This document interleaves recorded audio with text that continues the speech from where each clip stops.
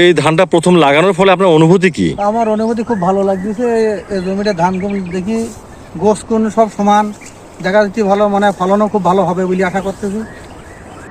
সুপ্রিয় দর্শক শ্রোতা ভাই ও বোনেরা, আজ 27শে ভাদ্র 1431, 11ই সেপ্টেম্বর 2024। এই মুহূর্তে আমরা উপস্থিত আছি আশরাফ আলী ভাইয়ের ধান ক্ষেতের প্লটে, যেটি সাতক্ষীরা সদর উপজেলার ভেটকি নামক গ্রামে।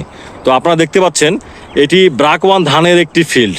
আপনারা জানেন যে ব্রাক সবসময় কৃষকদের চাহিদার কথা মাথায় রেখে কৃষকদের সেবা দিয়ে থাকে। সেই আমন মৌসুমের ব্রাক ওয়ান ধান বাংলাদেশে প্রথম বেসরকারিভাবে উদ্ভাবিত সেরা ধান ব্রাক ওয়ান ধান। যে আশরাফ আলী ভাই, এই ধানের গাছের বয়স কতদিন? 45 দিন বয়স হয়েছে রোবার থেকে। রোপা থেকে 45 দিন বয়স হয়েছে। 45 দিন রোপণের পরে ধানের গাছের বর্তমান কুশির সংখ্যা কতগুলো? 1 2 3 4 5 6 7 8 9 10 11 12 13 14 15 16 17 18 19 20 21 22 23 24 25 26 27 28 29 30টা মতো।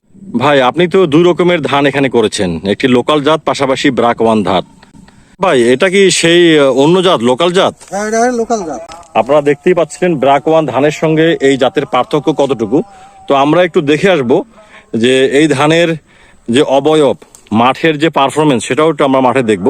আশরাফ ভাই, একটি গোছা কি আমাদেরকে একটু এখান থেকেও দেখাবেন? হ্যাঁ, দেখানি যাবে। হ্যাঁ, প্লিজ একটু দেখান। হ্যাঁ, দেখেন 1 2 3 4 5 6 7 8টা 9টা। আশরাফ ভাই এখানে 9টা পেয়েছে। যদি আমরা কোথাও 10টি বা 11টাও ধরে থাকি, তাহলে সেক্ষেত্রে ব্রাক ওয়ান ধানের সঙ্গে আপনারা এই যে লোকাল যে জাতগুলো আছে, এটাও ওনার জমি, তো এই জমির পার্থক্য আপনারা সহজে বুঝতে পারবেন। ভাইয়ের এই পর্যালোচনা থেকে আপনারা বুঝতেই পারলেন যে ব্রাক ধান ওয়ান এবং লোকাল যে ধানগুলো আছে এটার পার্থক্যটুকু কি। আপনারা যদি কখনো আমন মৌসুমের কোনো ধান করতে চান, সেটা অবশ্যই ব্রাক ধান ওয়ান করবেন, এই আশাবাদ ব্যক্ত করি আজকের মতো এখান থেকে আমি বিদায় নিচ্ছি। আমি কৃষিবিদ Mohammad Mostafizur Rahman, BRAC seed and agro enterprise, Khulna region. ধন্যবাদ সবাইকে।